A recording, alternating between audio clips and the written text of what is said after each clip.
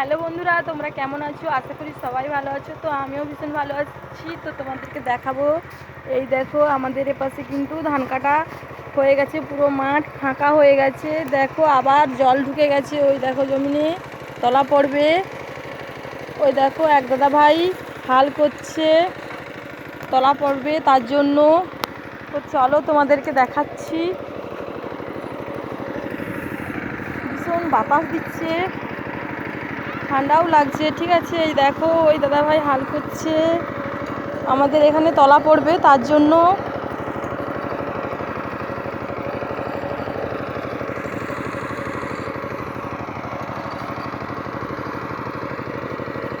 ওই দেখতে পাচ্ছি ওই হাল হচ্ছে, তলা পড়বে তার জন্য। এই দেখো কীরকম আমাদের পাশে জল ঢুকে গেছে, যে জমিটা জল ঢুকে গেছে জমিনেতে, এতেও তলা পড়বে।